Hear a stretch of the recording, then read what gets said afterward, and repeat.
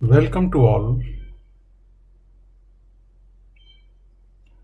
Today, in this third lecture on geometrical optics, let us discuss a very famous quote by Richard P. Feynman, who was a Nobel laureate in physics in 1975, on his work on quantum electrodynamics. Teach principles, not formulas. ये जो famous scientist या famous लोगों के क्यूट्स हैं, ये उनके life experiences होते हैं। ये कोई डेकोरेटिव वर्ड्स नहीं है। आप इस छोटे से 4 वर्ड्स के सेंटेंस का मतलब समझें। Teach principles not formulas. मतलब हमें फिजिक्स में जो मेन चीज़ है उसके प्रिंसिपल्स हैं, उनको समझना है, न कि उनको डिराइव करके जो फार्मूलेज हैं उनको यूज करने की प्रैक्टिस करना। अगर आपने प्रिंसिपल, एक एक कंसेप्ट, एक एक लॉ को अपने इंट्यूटिव अंडरस्टैंडिंग से समझ लिया है, तो ये मेरा एक्सपीरियंस कहता है कि आप कहीं पर भी उनको अप्लाई करने में या किसी भी प्रॉब्लम्स को सॉल्व करने में आपको डिफिकल्टी नहीं आएगी। हमें डिफिकल्टी तभी तक फेस होती रहती है जब तक हम जिन प्रॉब्लम्स को प्रैक्टिस किए हुए हैं उन्हीं के बेसिस पर नई प्रॉब्लम सॉल्व करते हैं। जबकि हमें ये हैबिट डालनी है कि जो लॉज हैं, जो प्रिंसिपल्स हैं, उनको हम समझें, अपनी इंट्यूटिव अंडरस्टैंडिंग डेवलप करें और उसके साथ अमेलगम करके जो आपने सीखा है, जो आपने सब्जेक्ट नॉलेज सीखी है, और उसको अपने हिसाब से अप्लाई करें। हो सकता है आप 1-2 बार गलतियां करें, हो सकता है कई बार गलतियां करें, लेकिन उन गलतियों से आप सबसे ज़्यादा फिजिक्स सीखेंगे। नहीं तो क्या होगा? अभी तो आपने क्वेश्चंस कैसे सॉल्व किए जाते हैं उनको एग्जाम्पल्स में देखा या कई बुक्स में देखा, और उन सॉल्यूशंस को रिपीट करते गए। और जब उन सॉल्यूशन को रिपीट करते गए तो आपने अपने आप सोच के जो गलतियां होती हैं वो तो आपने सीखा ही नहीं। और एग्ज़ाम में कभी जब नई सिचुएशन आपके सामने आएगी तो आप वो जो नेचुरल गलती कर सकते हैं वो गलती आपसे होंगी। तो उन्हीं से बचने के लिए मैं बार बार आपको याद दिलाऊंगा कि आप प्रिंसिपल्स, कंसेप्ट्स, लॉज की इंट्यूटिव अंडरस्टैंडिंग पर ज़्यादा ध्यान दें और अपने हिसाब से उनको यूज़ करें, न कि जो सॉल्यूशन बताए जाते हैं, जो देखते हैं, उनके हिसाब से यूज़ करें।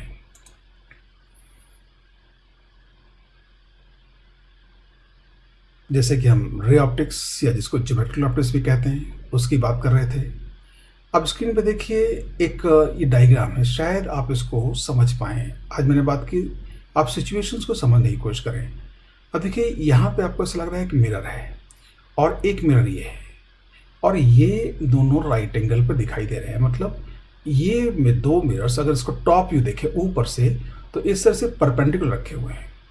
इनके सामने कोई ऑब्जेक्ट रखा हुआ है। अब उसकी इमेजेस अगर आप देखें 1, 2, 3 इमेज बन रही हैं। अब इमेजेस कैसे बनती हैं, ये एरिया लॉ ऑफ रिफ्लेक्शन सीखने के बाद हम नेक्स्ट क्लास में इमेजेस फ्रॉम मिरर के बारे में डिस्कस करेंगे।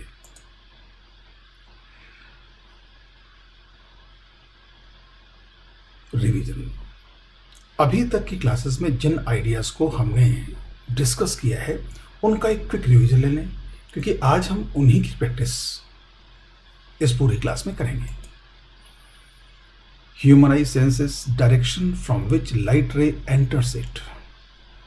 ये बात हमारी हुई थी, क्योंकि यही कारण है जिस कारण से हम किसी भी पॉइंट का मोशन ऑब्जर्व करते हैं, किसी पॉइंट के साइज ऑब्जर्व करते हैं। इसी कारण से हमें ये दिखाई देता है कि इस सेम साइज का ऑब्जेक्ट अगर दूर रखा है तो छोटा अपीयर होगा और पास में रखा है तो बड़ा अपीयर होगा। Human I focus only diverging raise. ये बहुत इंपॉर्टेंट कंसेप्ट है। ह्यूमन आई केवल अपने अंदर एंटर करने वाली डाइवर्जिंग रेज को फोकस कर सकती है। इसी कारण से हम एवरीडे लाइफ में लगभग सारी चीज़ें देख पाते हैं, क्योंकि जितनी भी चीज़ें हैं सबके सरफेस से डिफ्यूज रिफ्लेक्शन होता है, और डिफ्यूज रिफ्लेक्शन में कोई भी रे जो सरफेस की मतलब उसके कहीं भी इंसिडेंट होती है तो वहाँ से सारी डायरेक्शन में डाइवर्जिंग बीम की तरह वो रिफ्लेक्ट बैक होती है। Light that makes things visible is itself invisible. बिल्कुल बिगनिंग में आपको एक पूरी स्क्रीन पे मून अपोलो मिशन का फोटोग्राफ दिखाया गया था। उसमें आपने देखा होगा मून की सरफेस, जो व्हीकल मून लैंडर पे गए थे वो एस्ट्रोनॉट्स केवल वही दिखाई दे रहे हैं, और वो जो स्काई है डार्क दिख रहा है। क्योंकि ये कन्फ्यूजन होता है कि हम यहाँ देखते हैं लाइट हमें दिखती है, क्योंकि जैसे आपने लाइट ऑन किया दिन में गए तो हर तरफ लाइट दिखती है, वो लाइट नहीं दिखती। ये हमारे एटमॉस्फेयर में जो डस्ट पार्टिकल्स हैं उनसे जो लाइट स्कैटर्ड हो रही है वो दिखाई दे रही है, वो डस्ट पार्टिकल्स दिखाई दे रहे हैं।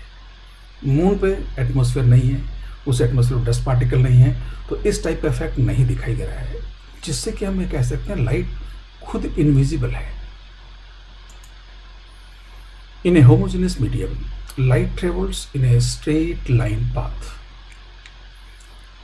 अब इसको हम एक ज्योमेट्रिकल ऑप्टिक्स का बेसिक प्रिंसिपल भी कहा था, रेक्टिलिनियर प्रोपगेशन। इस पे ध्यान देने वाली बात है कि लाइट स्ट्रेट लाइन में केवल होमोजेनियस मीडियम में चलती है। अगर मीडियम होमोजेनियस नहीं हुआ, उसका रिफ्रैक्टिव इंडेक्स वेरी करेगा, तो लाइट का पाथ स्ट्रेट लाइन से अलग भी हो सकता है।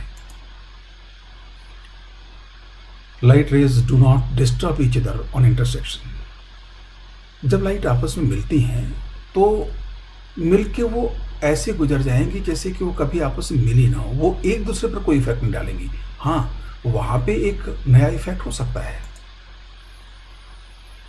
A light ray retraces its path when its direction reversed. इसको हम ऑप्टिकल रिवर्सिबिलिटी के नाम जानते हैं।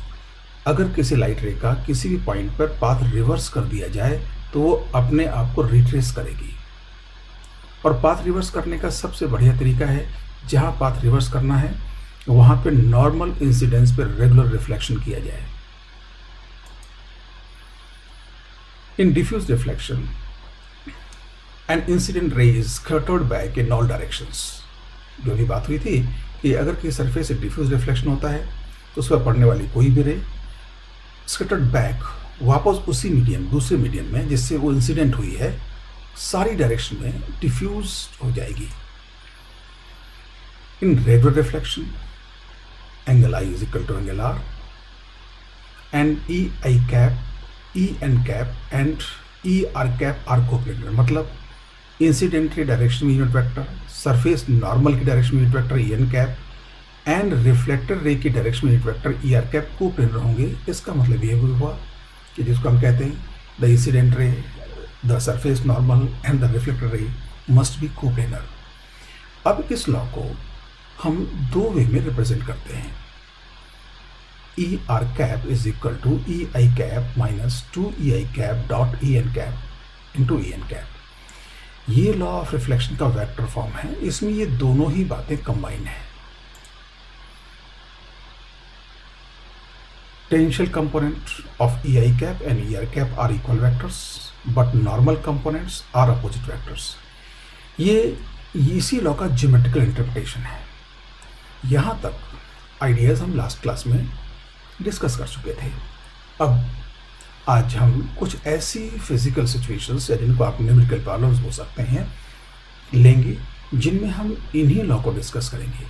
और यहाँ तक पूरा ग्रिप करने के बाद हम नेक्स्ट क्लास में प्लेन मिरर से इमेज कैसे बनती है उस बात पर एंटर करेंगे।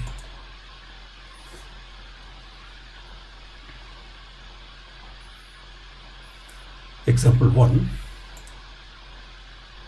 a ray of light undergoes successive reflections from a horizontal mirror M1 and then from a vertical mirror M2. In which direction will the ray proceed after reflection from M2? Like horizontal mirror M1 है, उस पर incident ray आ रही है, ये M1 से reflect होने के बाद M2 से रिफ्लेक्ट होगी। और ये क्वेश्चन में हमको फाइंड करना है कि M2 जो वर्टिकल मिरर है उससे रिफ्लेक्ट होने के बाद रे किस डायरेक्शन में जाएगी। अब किसी प्रॉब्लम सॉल्व करने के लिए हमारे पास कई तरह से उस पर हम स्टार्ट कर सकते हैं। एक तो है हम अपनी इंट्यूटिव अंडरस्टैंडिंग को यूज़ करें। मैं इस मेथड को सबसे अच्छा कहूँगा और हम देखेंगे भी कई मेथड, इसी प्रॉब्लम को जो पॉसिबल मेथड जितने हैं सबसे डिस्कस करने के बाद हमें ये ऑब्जर्व होगा कि जो पहला मेथड हमारी इंट्यूटिव अंडरस्टैंडिंग पर बेस्ड है वो हम सबसे पहले हर प्रॉब्लम में अप्लाई करने की कोशिश करेंगे कि नेचुरल हमारा माइंड उसी डायरेक्शन में सोचेगा। द इंट्यूटिव अंडरस्टैंडिंग वाला मेथड है रे ट्रेसिंग, रे कहाँ से कैसे गई, फिर कहाँ गए, क्या हुआ, उस चीज़ को वन बाय वन करके सोचते चले जाए। दूसरा, हम लॉ ऑफ रिफ्लेक्शन का जो वेक्टर फॉर्म था, चाहे उसको वेक्टर इक्वेशन को यूज़ कर लें, चाहे ज्योमेट्रिकल इंटरप्रिटेशन यूज़ कर लें। अब geometrical interpretation again intuitive understanding से थोड़ा पास है, तो मैं उसको सेकंड प्रेफरेंस दूंगा, उसको यूज़ करेंगे। और उसके बाद हम वेक्टर इक्वेशन जो मैथमेटिकल फॉर्म है उसमें हम वैल्यूज़ रख के कैलकुलेट करेंगे। ऐसा नहीं कि उसमें इंट्यूटिव अंडरस्टैंडिंग की ज़रूरत नहीं होती, उसमें भी हमें फिजिकल सिचुएशन के बारे में सोचना तो होगा। कुछ चीज़ें डिसाइड करने के लिए कौन सी क्वांटिटी क्या है, स्पेशली सरफेस नॉर्मल, उसके लिए हमें सिचुएशन को देखना पड़ेगा। Method 1, geometry of ray tracing. Geometry of ray tracing जैसे भी बात की, ये हमारी इंट्यूटिव अंडरस्टैंडिंग, हमारा माइंड इस प्रोसेस को, जिस प्रॉब्लम में क्या क्या कैसे कैसे हुआ, इसको कैसे सोचेगा, उस पर बेस्ड है। हम इस डायग्राम को थोड़ा सा बड़ा बना लें। अब देखिए मिरर M1, M2 और ये रे। अब रे M1 से रिफ्लेक्ट होने के बाद इधर गई और ये M2 से रिफ्लेक्ट होने के बाद इस तरफ जाएगी। ये नेचुरल सोच सकते हैं। अभी हमें नहीं मालूम कि ये एंगल्स क्या हैं, वहाँ इतना ज़रूर है कि M1 पर रिफ्लेक्शन पर लॉ ऑफ रिफ्लेक्शन फॉलो होंगे, ये दोनों एंगल इक्वल होंगे, इसलिए हम इसको थीटा और थीटा शो कर दिया।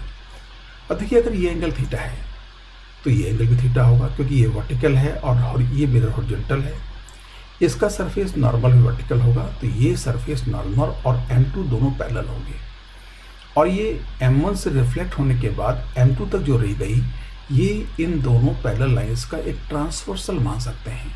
तो ये vertically opposite angle, alternate angle, ये थीटा और थीटा अल्टरनेट एंगल को इक्वल होने चाहिए। अब ऐसा हुआ, यहाँ पे अगर सरफेस नॉर्मल ड्रॉ करेंगे तो यहाँ पे सरफेस नॉर्मल से जो एंगल बचेगा वो 90 माइनस थीटा होगा। तो M2 पे जो एंगल ऑफ इंसिडेंस होगा वो 90 माइनस थीटा। तो एंगल ऑफ रिफ्लेक्शन भी 90 माइनस थीटा होना चाहिए। अब हमारे पास सारे एंगल मिल गए। एक बात जाती है कि ये थीटा थीटा 2 थीटा और ये 90 plus theta plus 90 plus theta, ये पूरा एंगल, ये दोनों एंगल, ये फर्स्ट इंसिडेंट रे और फाइनली रिफ्लेक्टेड रे के बीच के को इंटीरियर एंगल है। इनका सम अगर 180 हो जाए तो ये दोनों रेस पैरेलल होंगी, और ये 180 है भी। सम ऑफ को interior angles between the incident and the finally reflected रे, that is theta plus 90 minus theta plus 90 minus theta.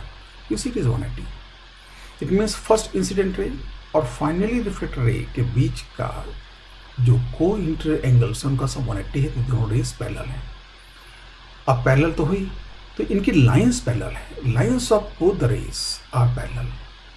अगर इनकी लाइंस पैरेलल हैं तो ये श्योर है कि जो फाइनली रिफ्लेक्टेड रे हुई वो इनिशियल इंसिडेंट रे से जस्ट अपोजिट डायरेक्शन में या एंटी पैरेलल मूव कर रही है। Thus we can conclude that the final reflected ray will proceed anti-parallel to the initial incident ray. ये अगर मेथड देखें तो इसमें हमने वन बाय वन क्या क्या कैसे हुआ रे ट्रेसिंग से बात की। और मैं सजेस्ट करूँगा कि आगे आप जितनी भी प्रॉब्लम सॉल्व करेंगे, मैं क्या सजेस्ट करूँगा, आपका पहला अटेंशन इसी मेथड पर जाएगा। और ना भी जाता हो, अगर आपको कैलकुलेशंस कहीं कोई फार्मूले कहीं कोई मेथड मिल जाता हो, उसको यूज़ करते हो, तो भी मैं कहूँगा आप इस मेथड को पहले ट्राई करें। कि जितना आप इस मेथड को ट्राई करेंगे उतना ही आप ऑप्टिक्स के अंडरस्टैंडिंग, वो एक्चुअली बेसिक फिनोमेना क्या हो रही है, उसको आप समझेंगे।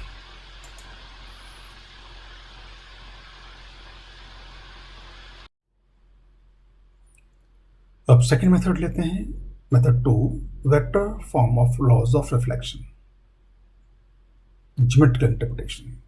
जैसे बात हुई, जो वेक्टर फॉर्म लॉ का ज्योमेट्रिकल इंटरप्रिटेशन क्या कहता है कि इंसिडेंट रे की डायरेक्शन में और रिफ्लेक्टेड रे की डायरेक्शन में अगर हम इक्वल लेंथ के वेक्टर लें तो इन वेक्टर्स के रिफ्लेक्टिव सरफेस या मिरर के पैरेलल जो कंपोनेंट्स होंगे वो इक्वल वेक्टर्स होंगे। मतलब वो डायरेक्शन सेम होगी और उनकी मैग्नीट्यूड भी सेम होगी। और जो सरफेस नॉर्मल के परपेंडिकुलर कंपोनेंट होंगे उनके, वो अपोजिट वेक्टर्स होंगे, मतलब उनकी डायरेक्शन अपोजिट होगी लेकिन लेंथ्स इक्वल होंगी। इस बात को समझने के लिए हम दोनों सरफेस पे reflection one by one consider करें। Reflection at the first mirror. अब केवल फर्स्ट मिरर का रिफ्लेक्शन डायग्राम से, ये ओरिजिनल मिरर था, ये पहली इंसिडेंट रे और ये पहली reflected ray. Angle of incidence जो हमने पिछले डायग्राम में थीटा और एंगल ऑफ रिफ्लेक्शन थीटा लिया था वही ले लेते हैं। अब इसमें दोनों रे की डायरेक्शन में, इंसिडेंट रे की डायरेक्शन में एक वेक्टर लें और उतनी ही लेंथ का वेक्टर रिफ्लेक्टर रे की डायरेक्शन में लें। इस वेक्टर को हम ए आई वेक्टर बोल दें और इस डायरेक्शन में AR1 इसलिए ये पहले रिफ्लेक्शन के बाद का रिफ्लेक्टेड वेक्टर है। ये दोनों वेक्टर शो कर दिए AI एंड AR1। ध्यान रहे ये दोनों वेक्टर इक्वल लेंथ के हैं। अब इनके सरफेस के परपेंडिकुलर और सरफेस के नॉर्मल कंपोनेंट शो करने के लिए क्लियर ज़्यादा होगा कि हम मिरर को हटा दें और कंपोनेंट शो कर दें। अब देखिए ये कंपोनेंट रेड वेक्टर्स में इनके कंपोनेंट्स हैं। अब यूजुअली हमने हॉरिजॉन्टल को x लिया और वर्टिकल को y, तो AI वेक्टर के जो कंपोनेंट हो गए -y वेक्टर, क्योंकि ये निगेटिव y डाउनवर्ड डायरेक्शन में है, और हॉरिजॉन्टल कंपोनेंट +x वेक्टर। तो जो रिफ्लेक्टेड रे होगा उसका भी ये कंपोनेंट +x वेक्टर होगा, क्योंकि ये दोनों कंपोनेंट इक्वल वेक्टर होने चाहिए। और सरफेस नॉर्मल का कंपोनेंट y वेक्टर होगा, क्योंकि ये दोनों अपोजिट वेक्टर होने चाहिए। कौन से दोनों? AI वेक्टर का नॉर्मल कंपोनेंट और AR1 का नॉर्मल कंपोनेंट। अब इन दोनों वेक्टर्स को हम इनके कंपोनेंट की फॉर्म में लिख सकते हैं। First incident ray vector AI vector is equal to x vector minus y vector. Similarly, we can write from this diagram AR1 vector is equal to x vector plus y vector. अब देखिए जो AR1 vector है यही रे जाके mirror M2 पर incident होगी, तो M2 की इंसिडेंट रे वो M1 की रिफ्लेक्टेड रे है, तो M1 की रिफ्लेक्टेड रे का जो वेक्टर है AR1 वही M2 के लिए इंसिडेंट वेक्टर होगा। Second incident ray vector is equal to the first reflected vector और उसको हम नाम दे दिए AI2। तो AI2 जो सेकेंड मिरर पर इंसिडेंट वेक्टर है वो AR1 के इक्वल होगा, तो उसकी वैल्यू क्या होगी? x vector minus y vector. AI2 is equal to x vector plus y vector, it is here plus. अब ये जो AI2 है ये M2 पर रिफ्लेक्ट हुआ। अब M2 पर रिफ्लेक्शन का सिचुएशन देखने के लिए हम केवल M2 के रिफ्लेक्शन का डायग्राम देख लें। Reflection at the second mirror. अब ये डायग्राम फिगर देखें आप, ये M2 वेक्टर, ये जो पहली रिफ्लेक्टेड रे आई जो अब इसके लिए इंसिडेंट रे है, और ये फाइनली रिफ्लेक्टेड रे। एंगल हम पिछली क्लास में देख चुके थे, ये अल्टरनेट एंगल थीटा, तो ये एंगल भी थीटा होगा। यहाँ लॉ ऑफ रिफ्लेक्शन हमने अलग तरह से यूज़ कर लिया, क्योंकि अगर यहाँ सरफेस नॉर्मल अज्यूम करते तो जितना ये एंगल होता उतना ये एंगल होता, इसलिए ये दोनों एंगल इक्वल होंगे। अब अगेन यहाँ पे ये वेक्टर अज्यूम कर लें हम AI2 और AR2 finally reflected ray vector है, और यहाँ भी ये दोनों वेक्टर हमने इक्वल लेंथ के लिए हैं। अब इनके M2 इस मिरर के परपेंडिकुलर और मिरर के पैरेलल कंपोनेंट शो करने के लिए हम पहले मिरर को हटा हुआ मान लें, तो कंपोनेंट्स क्लियरली दिखाई देंगे। अगेन इन कंपोनेंट्स को हमने रेड कलर के वेक्टर शो किया। AI2 हम पहले देख चुके थे, x plus y, x vector plus Y vector है, तो ये x पॉजिटिव y पॉजिटिव। अभी जो y है M2 के लिए सरफेस का टेंजेंशियल वेक्टर हो गया, तो रिफ्लेक्टेड रे जो ये होगी AR2, इसका भी ये टेंजेंशियल कंपोनेंट y वेक्टर ही होगा, क्योंकि ये दोनों वेक्टर इक्वल वेक्टर होने चाहिए। लेकिन सरफेस के जो नॉर्मल कंपोनेंट था वो अब रिवर्स हो जाएगा, मतलब वो अपोजिट वेक्टर हो जाएगा, तो यहाँ पे ये नॉर्मल कंपोनेंट AR2 का -x वेक्टर हो गया। Then we can write AR2, the final reflected ray vector AR2 is equal to -x vector plus y vector. अब अगर AI1 देखें और AR2 देखें, तो AI1 को अगर हम -1 से मल्टीप्लाई कर दें, मतलब उसका अपोजिट वेक्टर ले लें, तो AR2 है। What we can say, AR2 is equal to minus AI1। मतलब यहाँ से शो है, क्लियर है कि फाइनली रिफ्लेक्टर रे की डायरेक्शन में वेक्टर जो होगा वो इनिशियल इंसिडेंट रे की डायरेक्शन के वेक्टर का अपोजिट होगा। यहाँ से भी क्लियर है कि जो फाइनली M2 से जो रे रिफ्लेक्ट हुई वो इनिशियल इंसिडेंट रे के अपोजिट डायरेक्शन में प्रोसीड करेगी। Thus, the final reflected ray will proceed anti-parallel to the initial incident ray। अब ये सेकेंड मेथड था, इसमें हमने वेक्टर फॉर्म का ज्योमेट्रिकल इंटरप्रिटेशन यूज किया। अब वेक्टर फॉर्म की हम एनालिटिकल इक्वेशन यूज करें। आप देखेंगे उस एनालिटिकल इक्वेशन में सिचुएशन के अंडरस्टैंडिंग की जरूरत कम पड़ेगी।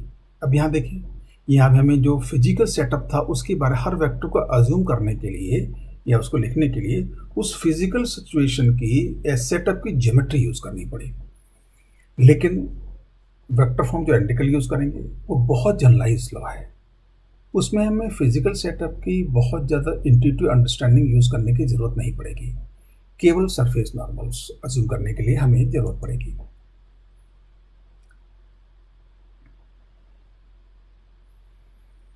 Method 3, vector form of law of reflection. ये law of reflection vector form में हम वापस रिकॉल कर लें।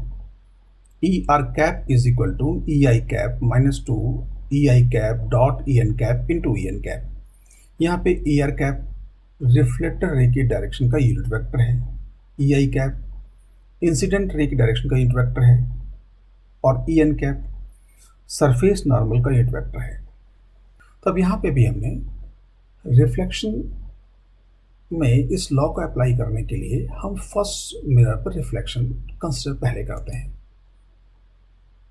अब हमने जो बात की थी वहाँ पे पहला इंसिडेंट वेक्टर AI1 लिया था, लेकिन इस इक्वेशन में हम वेक्टर फॉर्म दूसरा वेक्टर नहीं यूज करके यूनिट वेक्टर ही यूज करें, तो AI1 वेक्टर को यूनिट वेक्टर में कन्वर्ट करने के लिए उसके मैग्नीट्यूड से मल्टीप्लाई किया और इसका मैग्नीट्यूड या मॉड्यूलस को हम R डिनोट कर लें। जब R की जरूरत पड़ेगी तो उसकी वैल्यू रखेंगे, नहीं तो अभी R ही रहने दें। तो AI1 कैप हुआ XI cap minus YJ cap upon R। अगर हम पूरा डायग्राम देखें तो XI कैप और पॉजिटिव डायरेक्शन में था और Y इसका डाउनवर्ड तो माइनस A कैप। एंड जो सरफेस नॉर्मल होगा पहली वेक्टर के वो हॉरिजॉन्टल था तो ऊपर की तरफ होगा, तो ये J कैप की डायरेक्शन होगा, तो मतलब EN1 जो होगा J कैप होगा। अब ये वैल्यूज हम यहाँ रखें, substituting these values in the above law. तो ER1 कैप क्या होगा, ER1 कैप। अब देखिए ये जो ब्रैकेट में क्वांटिटी है वो EI1 कैप की वैल्यू है XI cap minus YJ cap upon R minus two, ये minus two as it is आ गया। अब EI कैप वापस लिख लिया हमने, इसका डॉट प्रोडक्ट किया हमने EN कैप जो J कैप है और यहाँ J कैप। अब इसको सॉल्व करने के लिए हम पहले ये डॉट प्रोडक्ट सॉल्व करें। यहाँ डॉट प्रोडक्ट सॉल्व करेंगे तो ये क्या आएगा, अब देखिए अभी EI कैप को वही रखा, ये डॉट प्रोडक्ट सॉल्व किया तो I डॉट J 0 हो जाएगा और J डॉट J 1 हो जाएगा माइनस Y बाई आर। यहाँ डॉट प्रोडक्ट इसका माइनस Y बाई आर आएगा और ये Y बाई आर लिख दिया। अब इसको आगे हम इसी को सिंप्लीफाई करें तो इसको क्या लिख सकते हैं, 2Y by R J cap. अब जब इसको आगे सिंप्लीफाई करेंगे तो आप देखिए ये हो जाएगा XI cap plus YJ cap upon R। अब देखिए जो पहले रिफ्लेक्शन में हमने कंसिडर किया था ज्योमेट्रिकल इंटरप्रिटेशन से, तो उसमें भी यही हुआ था, x जो वेक्टर था वही रहा था और y वेक्टर रिवर्स हो गया था, और यहाँ भी वही आया। जो EI कैप का XI कैप वेक्टर था तो ये XI कैप ही रहा, और जो नॉर्मल कॉलम वेक्टर था माइनस YJ कैप था तो रिवर्स होके प्लस YJ कैप हो गया। तो इस तरह से हमने ER1 कैप निकाल लिया। अब ये ER1 कैप जो वेक्टर है ये फर्स्ट रिफ्लेक्टेड वेक्टर, और यही जो दूसरे मिरर पर जो रह जाएगी इंसिडेंट यही रहेगी, तो उसकी डायरेक्शन में EI2 कैप भी यही होगा। तो the first reflected vector is equal to the second incident vector. Therefore EI2 is equal to ER1 cap. तो जो ER1 कैप की वैल्यू थी यहाँ रख दी, XI cap plus YJ cap by R। And second मेरा जो इस तरह से वर्टिकल था, उसका जो सरफेस नॉर्मल इस तरफ होगा माइनस एक्स डायरेक्शन में, तो ये माइनस आई कैप निकल गया। अब अगेन इन दो वैल्यूज को हम जो ये वेक्टर फॉर्म का लॉ था उसमें वापस सब्स्टिट्यूट करेंगे, substituting the above in the law of the reflection. अगर इसको सब्स्टिट्यूट किया तो ER2 cap is equal to, ये जो फर्स्ट ब्रैकेट है इसमें EI2 की वैल्यू है minus EI2 cap dot I cap. I cap क्या है, सेकेंड मिरर का नॉर्मल एंड आई कैप। अब यहाँ भी आगे सॉल्व करने के लिए हम बिल्कुल वैसा ही मेथड यूज़ करेंगे, मतलब ये डॉट प्रोडक्ट पहले सॉल्व करेंगे तो यहाँ पे I डॉट आई 1 होगा और J डॉट आई 0, तो यहाँ क्या आएगा, डॉट प्रोडक्ट सॉल्व करेंगे x by R. First bracket में जो वेक्टर था उसको ऐसे रखा, ये x बाई आर लिखा। अब ये जो ब्रैकेट पूरा सॉल्व करेंगे तो क्या आएगा, -2x by are I cap. अब इसको हम सॉल्व करेंगे, व्हाट गेट, ये minus X I cap plus Y C cap by R. ये अब अगर हम पहला इंसिडेंट वेक्टर लें और ये फाइनली रिफ्लेक्टेड वेक्टर लें तो आप देखेंगे कि ये बिल्कुल इसके अपोजिट है। So what I can say, now you obtain ER2 is equal to minus EI1 cap. तो यहाँ से भी क्लियर होता है जो फाइनली रिफ्लेक्टेड रे है वो पहली इंसिडेंट रे के अपोजिट चली जाएगी। अब ये जो आइडिया हम डिस्कस किया यहाँ पर, ये आप देख सकते हैं कि इस पूरी कैलकुलेशन में बहुत डिफिकल्ट नहीं है, लेकिन एक लंबी कैलकुलेशन हो गई। और यहाँ पे जो फिजिकल सेटअप की ज़रूरत थी वो हमें केवल पड़ी दोनों रिफ्लेक्शन में सरफेस नॉर्मल का यूनिट वेक्टर लिखने के लिए, अदरवाइज एवरीथिंग वाज मैथमेटिकल। तो अगर हम तीनों मेथड को देखें तो इनमें हम कुछ कंक्लूजन ड्रॉ करने की कोशिश करें।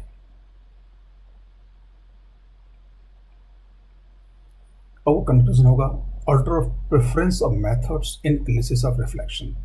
रिफ्लेक्शन के एनालिसिस में जो तीनों मेथड हैं, रे ट्रेसिंग जो कि हमारी बिल्कुल इंट्यूटिव अंडरस्टैंडिंग पर बेस्ड था, उसके बाद वेक्टर फॉर्म का ज्योमेट्रिकल इंटरप्रिटेशन जो थोड़ी सी ज्योमेट्रिकल मैथमेटिक्स, और सब फिजिकल सेटअप की इंट्यूटिव अंडरस्टैंडिंग, और थर्ड वेक्टर फॉर्म जो ऑलमोस्ट कंप्लीट एनालिटिकल है। इन दोनों मेथड को देखें तो आप खुद अगर सोचें तो आपको भी लगेगा कि पहला मेथड अगर हमें हो सके तो सबसे पहले यूज़ करना चाहिए। वो क्या था, method of ray tracing, geometry of ray tracing को यूज़ करना। और दूसरा प्रेफरेंस ऑर्डर पे आएगा हमारा ज्योमेट्रिकल फॉर्म यूज़ करना लॉ ऑफ रिफ्लेक्शन की। तो फर्स्ट जो प्रेफरेंस है geometry of ray tracing use करना। Second preference geometrical interpretation of the vector form of the law of reflection, मतलब ज्योमेट्रिकल इंटरप्रिटेशन यूज़ करें। उसको रिवाइज कर लें एक बार, tangential component of EI cap and ER cap are equal vectors and normal components are opposite vectors. बहुत simple है इस लॉ को रिमेंबर करना। अब देखिए जो ज्योमेट्रिकल इंटरप्रिटेशन, ये लॉ याद रखना भी बहुत सिंपल है, और जो एनालिटिकल फॉर्म था वो आप बार बार भूलेंगे, तो ऐसा कुछ नहीं है। उसको हमने सेकेंड लेक्चर में डिराइव भी किया था। तो मैं फिर सजेस्ट करूँगा कि जब उस लॉ को भूलें तो आप उसको रिकॉल करने की कोशिश न करें, उसको अपने नोटबुक से वापस बैक देखने की कोशिश न करें। जब आप भूलें तो डिराइव कर लें उसको। तो ये थर्ड प्रेफरेंस पे आएगा the vector equation in analytical form. तो हम मिरर पे जब रिफ्लेक्शन यूज़ करना होगा तो हमारा मेथड ऑफ प्रेफरेंस ऑर्डर यही रखेंगे। अब ये method of preference order decide करने के बाद हम कुछ और क्वेश्चंस में इनको ट्राई करते हैं, और हम स्ट्रिक्टली इसी प्रेफरेंस ऑर्डर के अकॉर्डिंग चलेंगे। मतलब पहले geometry of ray tracing use करेंगे,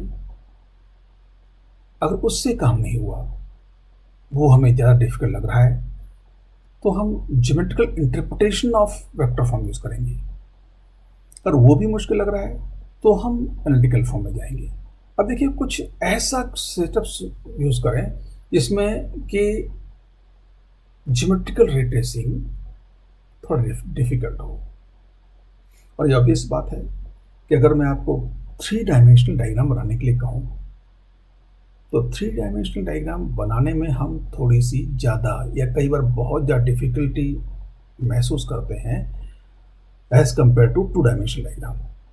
तो ज्योमेट्रिकल रे ट्रेसिंग मेथड हम यूज़ करना मुश्किल हो, उसके लिए हम थ्री डायमेंशनल सिचुएशन की बात करें।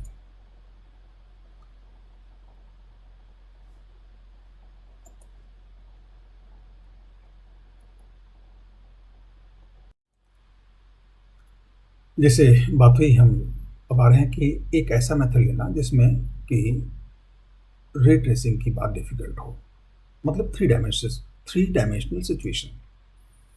Example 2, a corner reflector consists of three mutually perpendicular mirrors, so that after successive reflections from all the three mirrors, direction of a ray is reversed. अब पहले तो हम कॉर्नर रिफ्लेक्टर समझ लें। Three mutually perpendicular mirror, मतलब इनको assume करना बहुत आसान है, मुश्किल नहीं है। और जहाँ थ्री म्यूचुअली परपेंडिकुलर मिरर मतलब थ्री म्यूचुअली परपेंडिकुलर प्लेन में हमको मिरर लेने हैं। तो अब इस चॉइस से अगर हम कार्टेशियन कोऑर्डिनेट यूज़ करें तो एक मिरर अगर मान लें एक्स वाई प्लेन में है, दूसरा वाई जेड प्लेन में होगा और तीसरा एक्स जेड प्लेन में होगा। या हम इसको और आसानी से विजुलाइज करना चाहें तो अपने रूम की एक बॉटम कॉर्नर पे चले जाएं तो वहाँ दो दीवारें और फ्लोर आके मिल रहा होगा, और दो दीवारें और फ्लोर मिल रहे हैं तो उसमें फ्लोर एक मिरर हो गया और बाकी दो मिरर दोनों दीवारें हो गई। तो इस तरह से थ्री म्यूचुअली परपेंडिकुलर मिरर के बारे में सोच सकते हैं। अब हमें कोई रे इसमें से एक मिरर पर रिफ्लेक्ट हुई, उसके बाद दूसरे, उसके बाद तीसरे, और तीसरे रिफ्लेक्शन के बाद वो मिरर किधर जाएगी। इसमें कहा शो करना है कि वो फर्स्ट इंसिडेंट रे के अपोजिट जाएगी। सक्सेसिव रिफ्लेक्शन का मतलब ये हुआ कि पहले एक मिरर से, फिर दूसरे मिरर से और फिर तीसरे मिरर से। अब देखिए, इसमें अगर आप रे ट्रेसिंग की बात करना चाहेंगे, method 1 geometry of ray tracing, तो ये रे ट्रेसिंग थ्री डायमेंशन में डायग्राम बनाना बहुत मुश्किल होगा, और एक तरह से अगर आप कोशिश करें तो कई कोशिश के बाद भी शायद न बना पाए। तो ये हमने जो सिचुएशन ली कि जो मेथड हमें ज़्यादा सिंपल लग रहा था वही हमारे लिए बड़ा डिफिकल्ट हो गया, तो इस मेथड को हम अवॉइड कर देंगे। Ray tracing in three dimension is not advisable, so we will avoid this method. अब इसके बाद हम geometrical form law of reflection use करने की कोशिश करें। देखिए उसमें क्या होगा, method geometrical interpretations of the vector form. यहाँ भी हमें तीनों रिफ्लेक्शन पे मिरर के पैरेलल, मिरर के परपेंडिकुलर कंपोनेंट ड्रॉ करने पड़ेंगे, उनको लिखना पड़ेगा। तो यहाँ भी अगर आप देखें तो चीज़ें कुछ सोची जा सकती हैं। मतलब हम X Y, Y Z, Z X plane लें तो सरफेस नॉर्मल सोचना काफ़ी आसान है। एक्स वाई प्लेन का मिरर जो होगा उसका surface normal Z positive direction होगा, के कैप डायरेक्शन में। ऐसे वाई जेड प्लेन का जो मिरर होगा उसका डायरेक्शन सरफेस नॉर्मल होगा एक्स डायरेक्शन में, आई कैप। ऐसे ही जो तीसरा बचा आपके पास एक्स जेड, उसका सरफेस नॉर्मल वाई डायरेक्शन होगा, पॉजिटिव। अब अगर आप देखिए यहाँ पर assume mirror M1, M2, M3 are in the XY, YZ and ZX plane, and a ray incident along a vector AI vector, here we have taken A1 vector, X vector plus Y vector plus Z vector, undergoes successive reflections from the mirror M1, M2 and M3। हमने यहाँ पे एक पहला vector लिया A1 vector, जिसे component लिए X vector, Y vector, J vector. ये पहले M1 से रिफ्लेक्ट हुआ, फिर M2 से हुआ, फिर M3 से हुआ। अब M1 का जो सरफेस नॉर्मल है वो XY प्लेन में है तो J होगा। अब देखिए सरफेस वेक्टर की डायरेक्शन सोचने की जरूरत नहीं है, बस इतना सोचना है कि जो A1 वेक्टर का वो कंपोनेंट जो XY प्लेन के पैरेलल होगा वो चेंज नहीं होगा, और वो कंपोनेंट होगा X vector plus Y vector. Remaining क्या बचा, Z वेक्टर। तो आफ्टर रिफ्लेक्शन X वेक्टर और Y वेक्टर जैसे थे वैसे ही रहे और Z वेक्टर रिवर्स हो गया। अब M1 से रिफ्लेक्शन के बाद जो हमें रे वेक्टर मिलेगा उसको हम A2 बोल देंगे। अब A2 लिखने के लिए जैसे हमने पूरी बात डिस्कस कर ली, A2 में M1 XY है, तो एक्स और वाई कंपोनेंट नहीं बदलेंगे, जेड कंपोनेंट रिवर्स हो जाएगा, मतलब नेगेटिव हो जाएगा। रे vector after reflection from M1, इसको हम A2 बोलते हैं। X vector plus Y vector plus Z vector. अब ये A2 वेक्टर दूसरे मिरर M2 जो वाई जेड प्लेन में है उससे रिफ्लेक्ट होगा। तो बात साफ है, वाई जेड प्लेन में है तो ये वाई वेक्टर और माइनस जेड वेक्टर ये दोनों मिलके पैरेलल कंपोनेंट बनाएंगे, तो ये पोर्शन वेक्टर का नहीं बदलेगा और ये एक्स जो नॉर्मल है ये रिवर्स हो जाएगा। रे vector after reflection from M2, तो इसको हम A3 वेक्टर बोलते हैं। तो A3 क्या होगा, y और z नहीं चेंज हुए, तो y प्लस में था, z माइनस में था, तो वैसा ही रहा, और x जो प्लस में था माइनस में हो गया। तो A3 वेक्टर हो गया minus X vector plus y vector minus z vector. अब ये A3 वेक्टर मिरर M3 जो xz प्लेन में है उस पर इंसिडेंट होगा। तो जब उस पर इंसिडेंट होगा तो xz में ये माइनस एक्स और माइनस z ये दोनों जो कंपोनेंट है यही पैरेलल कंपोनेंट बनाएंगे, तो ये दोनों नहीं चेंज होंगे, और जो y वेक्टर है ये नॉर्मल सरफेस के अलोंग होगा, तो ये रिफ्लेक्शन के बाद रिवर्स हो जाएगा। तो इस वेक्टर को हम A3 बोलते हैं। A3 means after reflection from M3। A3 हमने इसके लिए इसको A4 बोल दिया हमने। A4 में आप देखिए ये जो x नहीं चेंज हुआ, z नहीं चेंज हुआ और y चेंज हो गया, तो नेट वेक्टर क्या मिला अपने पास, minus X vector minus y vector और माइनस z वेक्टर। अब A1 वेक्टर में x y z तीनों पॉजिटिव थे, और A4 वेक्टर जो finally reflected ray after successive reflections from all the three mirrors, इसमें तीनों कंपोनेंट अपोजिट हो गए। तो यहां से क्लियर है कि A4 जो वेक्टर है A1 वेक्टर के बिल्कुल अपोजिट है। Since A4 is equal to minus A1 vector, the final reflected ray proceeds in the opposite direction of the initial incident ray. तो यहां भी देखिए हमने काफी इजी वे में लॉ ऑफ रिफ्लेक्शन हमने ज्योमेट्रिकल फॉर्म में यूज कर लिया। अब अगर मेथड 3 की बात करें, वेक्टर फॉर्म, इस इक्वेशन को अगर आप यूज करने की चाहेंगे तो 3 डायमेंशन में ये अगेन आप इसको 3 बार यूज करना है। एक बार यूज कर सकते हैं, बट 3 बार यूज करेंगे तो मेथड बहुत लेंदी हो जाएगा, so it is too cumbersome to use. So again I will not advise you to use the vector form. और देखिए वेक्टर फॉर्म की बात जहां तक हुई, वो वैसे तो बहुत जनरल मेथड है, लेकिन वो नॉर्मल सिचुएशन में इतना सिंपल नहीं होगा कि हम उसको यूज करें। हम उसको तभी यूज करेंगे जब उसका हमें पहले 2 मेथड से हमारा काम न बने। अब ऑर्डर प्रेफरेंस, कॉर्नर रिफ्लेक्टर की जो बात हुई, ये बड़ी इंपॉर्टेंट डिवाइस है। यह देखें, इसमें जो इंसिडेंट रे वेक्टर इधर से भी आए वो फाइनल रिफ्लेक्शन के बाद जस्ट अपोजिट जाएगा। तो इस कॉर्नर रिफ्लेक्टर के कई यूज भी हैं।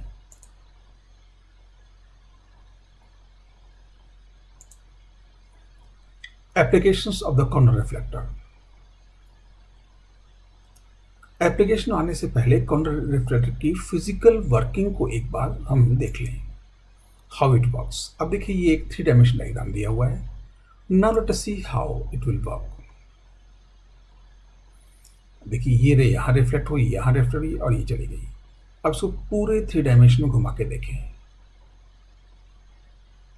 तो अब देखिए ये रे इंसिडेंट वापस से टर्न करें इसको, तो अब रे आप देखिए ये डायग्राम है, ये एनिमेशन ऐसा शो कर रहा है कि मिरर किसी भी ओरिएंटेशन में हो, रे किसी भी डायरेक्शन में आए, लेकिन आफ्टर रिफ्लेक्शन जो फाइनल रे है वो इनिशियल इंसिडेंट रे के अपोजिट ही जाएगी। अब इसका जो यूज है, आप लोगों ने अपनी साइकिल्स में पीछे की ओर एक रेड प्लास्टिक का पीस देखा होगा, जिसको आप लाइट बोलते हैं, लेकिन वो लाइट नहीं होती, उसमें कोई बल्ब नहीं जलता। We call it danger light और डेंजर सिग्नल।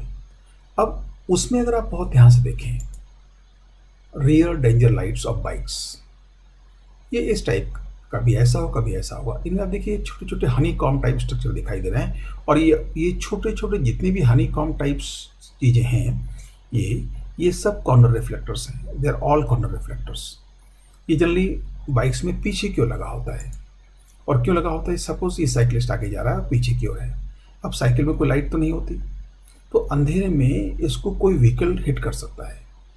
तो क्या होगा कि ये अगर इस बीम से कोई लाइट गई तो इस कॉर्नर रिफ्लेक्टर को वापस लौटेगी अपनी डायरेक्शन में, तो ये ड्राइवर को दिखाई दे जाएगी। तो इस तरह से ये लाइट जैसी इनमें कोई बल्ब नहीं होता, लेकिन जैसे इनके ऊपर लाइट पड़ती है बहुत तेज चमकते हैं, इसलिए इसको डेंजर सिग्नल बोलते हैं। ठीक ऐसा ही कुछ यूज़ होता है हमारे रोड साइड साइन बोर्ड बनाने में। जो रिफ्लेक्टिव फिल्म्स होती हैं आप देखें, उसमें किसी डायरेक्शन में लाइट पड़े तो बहुत तेज चमकती है। तो ये कुछ एप्लीकेशंस थे कॉर्नर रिफ्लेक्टर्स के। अब हम वापस अपनी जो लॉ रिफ्लेक्शन सीखे उनको यूज़ करने पे चलें, कैसे हम छोटी छोटी प्रॉब्लम्स या बड़ी बड़ी प्रॉब्लम्स को कैसे सॉल्व करेंगे।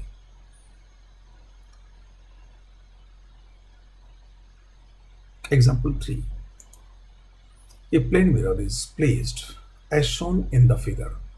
If a ray incident parallel to the x-axis becomes parallel to the y-axis after reflection, find angle theta which the mirror makes with the x-axis. अब देखिए यहाँ पे कोऑर्डिनेट सिस्टम है, ये x और y, और इसमें एक प्लेन में रखा हुआ है जो x एक्सिस से थीटा एंगल बनाता हुआ है, और इस मिरर पर एक इंसिडेंट रे है जो x एक्सिस के पैरेलल मतलब माइनस x डायरेक्शन प्रोसीड करते हुए रिफ्लेक्ट होती है, लेकिन रिफ्लेक्शन के बाद becomes parallel to the y axis, मतलब ये इधर वर्टिकली चली जाएगी। अगर ये रिफ्लेक्शन के बाद इस रे को y एक्सिस के पैरेलल होना है, then we have to find this angle. Now let us see. So here we will try first to use the geometry of ray tracing. Diagram को थोड़ा सा बड़ा बना लें। अब देखिए ये रे आई और ये इसका रिफ्लेक्टेड रे इधर गई, और एंगल ऑफ रिफ्लेक्शन अल्फा और एंगल ऑफ इंसिडेंस अल्फा दोनों ले लिए, तो इससे हमारा लॉ ऑफ रिफ्लेक्शन अप्लाई हो गया, यानी ये सरफेस नॉर्मल है। अब देखिए इस ज्योमेट्री में हम इस एंगल की बात करें तो ये एंगल वैसे तो इस थीटा का अल्टरनेट एंगल थीटा होना चाहिए, और लेकिन साथ साथ क्या और भी क्या होना चाहिए, इसको बीटा मान लिया। बीटा की वैल्यू क्या क्या होगी? Since the ray becomes parallel to the y axis after reflection, तो अब क्या सोचा सकता है, हमें थीटा की वैल्यू फाइंड करनी है। तो अब देखिए बीटा थीटा है, beta is equal to theta, and second ये सरफेस नॉर्मल मिरर के नॉर्मल है, तो अल्फा प्लस बीटा इज 90, तो इन दो फैक्ट को यूज करने की कोशिश करें। एंड एक बात और, ये 2 अल्फा भी 90 है, so 2 alpha is equal to 90, so alpha is 45, तो बीटा भी क्या होगा 45, because beta is 90 minus alpha, this one, so beta is 90 minus alpha, तो alpha is 45, तो ये 45 हुआ, तो यहाँ से क्या मिला 90 minus theta is 45, so theta is also 45 degrees, so यहाँ थीटा और अल्फा दोनों 45 डिग्रीज हुए। तो ये मिरर एक्स वाई एक्सिस दोनों से 40-45 का एंगल बनाते हुए है। अब देखिए इस सिचुएशन को हमने बहुत आसानी से रे ट्रेसिंग के मेथड से सॉल्व कर लिया। अब इसमें हमें वेक्टर फॉर्म यूज करने की जरूरत नहीं है, दोनों तरह की, चाहे वो ज्योमेट्रिकल इंटरप्रिटेशन हो चाहे एंटिकल फॉर्म हो। तो ऑलमोस्ट सारी सिचुएशन में, मोस्ट ऑफ सिचुएशन में आप रे ट्रेसिंग के मेथड को आसानी से यूज कर पाएंगे। हाँ, जहाँ रे ट्रेसिंग हम ना यूज कर पाए वहाँ इधर ज्योमेट्रिकल फॉर्म या वेक्टर फॉर्म एनालिटिकल यूज करने की कोशिश करेंगे। Let us see the next question.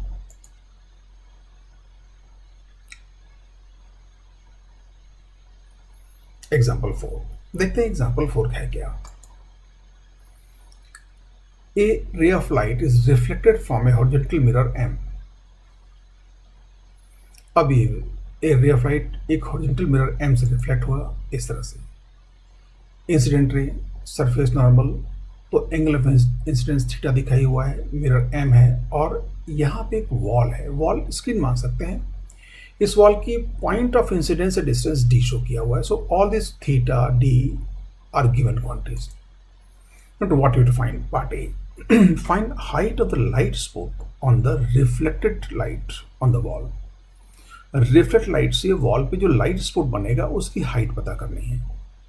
Again it is obvious to use method of ray tracing. तो geometry of ray tracing use करने के लिए हम इस डायग्राम में रिफ्लेक्ट रे बना देते हैं। नाउ दिस वे, ये यहाँ पे ये एंगल थीटा था, ये एंगल भी थीटा ले लिया क्योंकि लॉ ऑफ रिफ्लेक्शन राइट करना था। नाउ दिस इज पॉइंट, जो स्पॉट बनेगा उसको हम पी से नोट कर दें।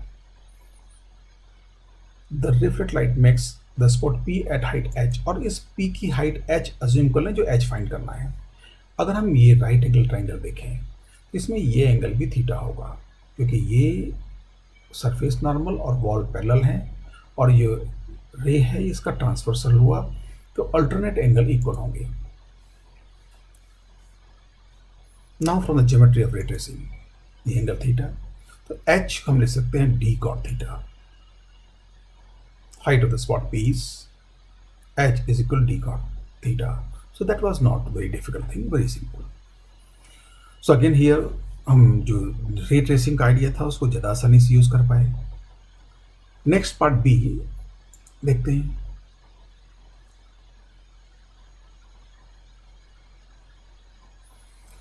The mirror is rotating clockwise about the point of incidence, and at the instant shown its angular velocity is omega.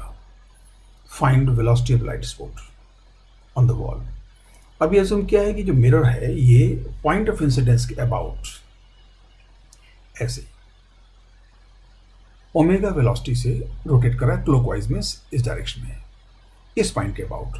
जब ये मिरर रोटेट करेगा तो रिफ्लेक्ट राइट रोटेट करेगी, इंसिडेंट राइट को हमने चेंज नहीं किया है। जब ये रिफ्लेक्ट लाइट रोटेट करेगी तो पॉइंट पी जो है स्पॉट, इस पे मूव करेगा।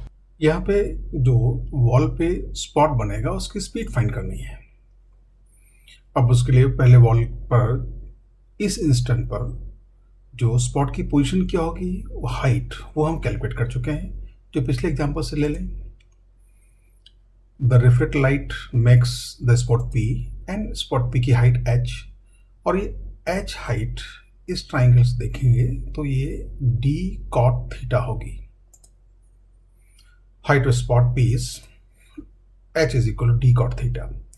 अब यहाँ सोचने वाली बात है, ये थीटा एंगल कौन सा है, ये एंगल या ये एंगल? दोनों इक्वल है बट बेसिकली ये एंगल है, बिकॉज अब देखिए जब ये लाइट रोटेट करेगी तो ये एंगल इंक्रीज होगा, तो इसका derivative,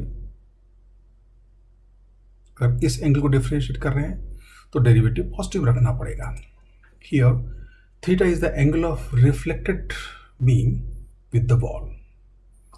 now velocity of the spot is given by, अब जो h है ये पॉइंट फिक्स है, तो h p की लोकेशन शो कर रहा है, तो dh by dt, vp is equal to dh by dt। Now h की वैल्यू रख दें, d by dt of d cot theta, here d is constant, तो d डिफरेंशिएशन से बाहर आ जाएगा। यहाँ भी अगर आप ध्यान देखें तो symbols notation d italic d straight, जिसे आप जानते हैं when we write symbols, any symbol which is straight is description of something or name of something, or any symbol which is italic is a quantity। तो जहाँ पे दो D कहीं आ जाए तो आप ध्यान दें, अगर दोनों इटैलिक हैं तो दोनों क्वांटिटीज हैं, अगर डेरिवेटिव का डी है तो वो स्ट्रेट होगा। So it will be D C S C square theta, cosec को कई बार सी एस सी भी लिखते हैं, तो you can write cosec square theta D theta by T. But what is D theta by T? Equation 1, since the incident ray is fixed, the rate of rotation of the reflected ray must be double of that of the mirror, and in the same sense too। ये बात हम पहले देख चुके हैं। अगर incident ray को change किए बिना मिरर को रोटेट करें, अगर मिरर को हमने किसी एंगल अल्फा से रोटेट किया तो रिफ्लेक्टेड रे 2 अल्फा से रोटेट कर जाएगी। या यूँ कहें, अगर मिरर हमने किसी टाइम डी टी में ओमेगा डी टी से रोटेट हुआ तो रिफ्लेक्टेड रे कितने एंगल से रोटेट हो जाएगी? 2 ओमेगा डी टी। तो रिफ्लेक्टेड रे का एंगुलर वेलोसिटी हुई 2 ओमेगा।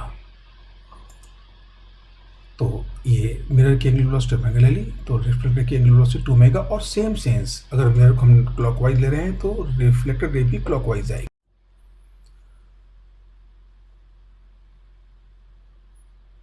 तो डी थीटा बाई टी हुआ 2 ओमेगा। 2 ओमेगा क्यों हुआ? क्योंकि ये रे को इधर क्लॉकवाइज रोटेट करने से ये थीटा इंक्रीज हो रहा है, तो उसका डेरिवेटिव पॉजिटिव होना चाहिए। तो D theta by T is 2 omega. इसको इक्वेशन नंबर 2 बोलते हैं। अब इक्वेशन 1 में इक्वेशन 2 से डी थीटा बाई टी की वैल्यू रख दें तो हमें वीपी मिल जाएगा। तो यहाँ सिंपली 2 ओमेगा रखेंगे। So what will VP? Now from equation 1 and 2 we have VP is equal to minus d cosec square theta and 2 omega. ये यहीं से लिया था हमने, तो क्या हो गया ये 2 d omega cosec square theta with a minus sign. ये माइनस साइन यहाँ टाइप नहीं है। माइनस मीन्स एच की डिक्रीजिंग डायरेक्शन, मतलब स्पॉट नीचे की ओर आ रहा है, डाउनवर्ड। तो ये माइनस पॉइंट के लिए हमने डाउनवर्ड साइन शो कर दिया यहाँ पे। अगेन जस्ट सी, इस सिचुएशन को भी हम नॉर्मल रे ट्रेसिंग की मेथड से इजीली कर पाए। अब देखिए इस सिचुएशन में भी अगर हम वेक्टर फॉर्म यूज़ करना चाहेंगे तो हम वेलोसिटी नहीं फाइंड कर पाएंगे, केवल हाइट अप स्पॉट फाइंड कर सकते थे। लेट अस सी अब नेक्स्ट क्वेश्चन में हम कैसे इन लॉस को यूज करते हैं।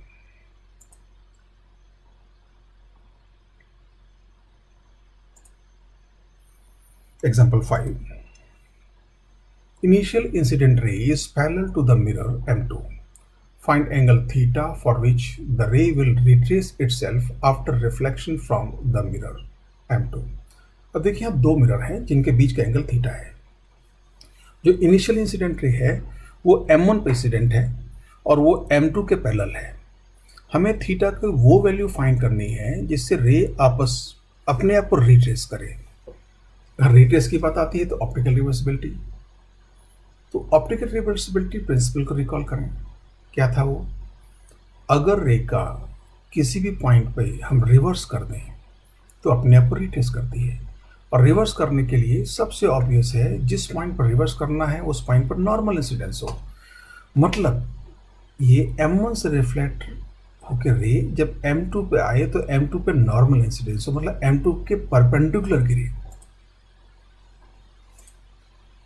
रिट्रेसिंग द रे is optical reversibility, so there must be normal incidence at the mirror M2. तो अब मिरर पे नॉर्मल इंसिडेंस तो हम रेट का डायग्राम बना सकते हैं, ज्योमेट्री ऑफ रिट्रेसिंग। ये इंसिडेंट रे, ये सरफेस नॉर्मल और यहाँ पे 90 का एंगल है। अब ये दोनों एंगल इक्वल होंगे। ये एंगल थीटा है तो ये एंगल थीटा, क्योंकि ये दोनों लाइन पैरेलल हैं तो ये करस्पॉन्डिंग एंगल हुए, तो ये एंगल थीटा हुआ। अब इस एंगल को हम x एज्यूम कर लें तो x 90 माइनस थीटा होना चाहिए। तो लॉ ऑफ रिफ्लेक्शन से ये एंगल भी क्या होगा, x is equal to 90 minus theta.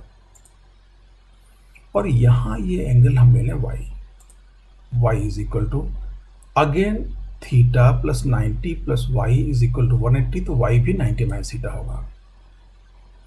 इस ट्राइंगल के तीनों इंटर एंगल का सम 180 होना चाहिए। तो 90 plus theta plus y is equal to 180। Can see y is again 90 minus theta. Now from this situation we can easily find in variety of way we can do calculations. Let us see कैसे। From the figure angle x is equal to angle y is equal to 90 minus theta. ये x भी 90 minus theta है और y भी 90 minus theta है। अब देखिए ये सरफेस नॉर्मल है तो x प्लस y भी 90 होगा एंड x प्लस वाई 90। तो x की जगह 90 माइनस थीटा लिखा, y की जगह 90 माइनस थीटा लिखा, इक्वल टू 90 लिखा। तो क्या मिला अपने पास, 90 minus theta plus 90 minus theta is equal to 90। So what we have, 90 minus 2 theta is equal to 0। So theta is equal to 45 degree. तो अगर यहाँ पे रे को रिट्रेस करना है तो एंगल कितना होना चाहिए था, 45। Here again we have done the things with very simply by geometry of retracing. इसके बाद हम कुछ और क्वेश्चन पे ध्यान दें। Example 6. Initial incident ray on the mirror M2 has angle of incidence alpha. अब यहाँ पे दो मिरर हैं M1 M2, अगेन इनके बीच का एंगल थीटा लिया है और जो पहली इंसिडेंट रे है वो M1 पर है और एंगल ऑफ इंसिडेंस अल्फा दिया हुआ है। What is asked, find expression for the angle of incidence at the mirror M2 considering the cases alpha is less than theta, alpha is greater than theta, alpha is equal to theta. अब alpha की कोई value हो सकती थी, alpha के तीन ही case consider होंगे। या तो अल्फा थीटा के बराबर हो, या अल्फा थीटा से बड़ा हो, या अल्फा थीटा से छोटा हो। अब यहाँ भी हम पहला यूज करेंगे रे ट्रेसिंग वाला ज्योमेट्री यूज करना, ज्योमेट्री ऑफ रे ट्रेसिंग। अब देखिए हमने इस डायग्राम को वापस जैसा सिचुएशन दिया था वैसा बना लिया। अब ये अल्फा पर रे आई तो अल्फा पर ही जाएगी, और अल्फा को यहाँ पे थीटा से विजुअली छोटा बनाया है, ये alpha.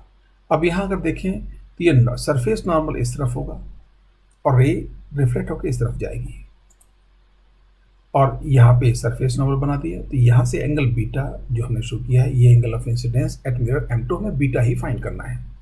So what we can see here, अब ये जो वर्टिसेस थे ए बी ओ हमने नाम दे दिए, इससे हम एंगल को आइडेंटिफाई करना आसान होगा। अब ये एंगल अल्फा था तो यहाँ एंगल ये बचा 90 माइनस अल्फा, क्योंकि ये सरफेस नॉर्मल है। An exterior angle is equal to sum of two को इंटीरियर एंगल्स। किसी भी ट्राइंगल का एक एक्सटीरियर एंगल उसके दो को इंटीरियर एंगल के सम के इक्वल होता है। इस प्रॉपर्टी को हम ट्राइंगल ओएबी में यूज करें। तो अब देखिए एक्सटीरियर एंगल मिले 90 प्लस बीटा, यहाँ वाला बी पर, ये थीटा और 90 माइनस अल्फा के सम के इक्वल होगा। So ex angle B means exterior angle B interior angle O plus interior angle A के इक्वल होगा। एक्सटीरियर एंगल बी की वैल्यू होगी 90 plus beta, interior angle O theta, और interior angle at A is 90 minus alpha. Now if you solve this what you get here, beta is equal to theta minus alpha. तो इस case में angle of incidence mirror 2 पे हुआ theta minus alpha, जो obvious ही था कि theta से alpha छोटा है, थीटा माइनस अल्फा। अब केस 2 कंसिडर करें, जब हम अल्फा को थीटा से बढ़ा लेंगे। Case 2 alpha is greater than theta. तो यहाँ डायग्राम बनाने के लिए ये जो एंगल अल्फा विजुअली थीटा से काफी बड़ा होना चाहिए। Again we consider geometry of ray tracing. ये यहाँ पे अब देखिए अल्फा को विजुअली थीटा से काफ़ी बड़ा बनाया है, तभी आप डायग्राम प्रॉपरली बना पाएंगे। ये इंसिडेंट रे, ये एंगल अल्फा, ये एंगल अल्फा, और यहाँ अगर आप देखें तो जैसे हमें सरफेस नॉर्मल लिया, एंगल बीटा इस तरफ हो जाएगा, ये बीटा। अगेन हम triangle O A B use करेंगे। यहाँ एंगल ये 90 माइनस अल्फा होगा, क्योंकि ये एंगल अल्फा था। ओ ए बी टर्म यूज कर ली। अब यहाँ पे किसी भी ट्राइंगल के तीनों इंटीरियर एंगल का सम 180 होता है। ये प्रॉपर्टी ट्राइंगल ओएबी में यूज कर लें। तो इसमें we can write here 90 plus beta plus theta plus 90 minus alpha. B का जो इंटीरियर एंगल हुआ, ये सरफेस नॉर्मल था, यहाँ तक 90, तो ये बीटा, तो टोटल एंगल हो गया 90 plus beta plus angle theta plus ये angle 90 minus alpha. If you solve this equation find beta is equal to alpha minus theta. तो अब देखिए जो एंगल ऑफ इंसिडेंस है, या तो थीटा माइनस अल्फा हो गया alpha minus theta, depending on which ever is greater. अब यहाँ से एक बड़ी ऑब्वियस चॉइस आ रही है, अगर थीटा और अल्फा दोनों इक्वल होंगे तो सेकेंड मिरर पर एंगल ऑफ इंसिडेंस 0 होना चाहिए। Now see the third case, alpha is equal to theta. अब यहाँ पे ज्योमेट्री यूज करें, दिस वन, ये थीटा। अब ये एंगल इक्वल ये है, यहाँ से रह गई ये थीटा। Now 90 minus theta. अब देखिए ये थीटा है, 90 माइनस थीटा, तो तीनों एंगल का इंटीरियर एंगल का सम अगर 180 होना चाहिए तो ये एंगल 90 ही होगा, because theta theta cancel. So हम ये ओ भी यूज कर लें। Sum of all interior angles in triangle is 180, so in triangle O A B angle B plus angle theta plus angle 90 minus theta is equal to 180. So what we get here, B angle B is 90, मतलब ये angle B 90 है। अगर ये angle B 90 है तो surface normal के along ही रह जा रही है, मतलब angle of incidence 0। There is normal incidence, तो एंगल ऑफ इंसिडेंस 0 होगा। अब देखिए इसी क्वेश्चन में B part, find total deviation after the first reflection from M2. It should be final reflection, not first. Considering all the cases, यहाँ भी तीनों case करते हुए total deviation दोनों रिफ्लेक्शन के बाद, it should be not first, it should be second here, it is missed time. अब इसमें पहला केस लें, case first, alpha is less than theta, तो अगेन जो हमने पिछला रे डायग्राम लिया था वही रे डायग्राम बनेगा।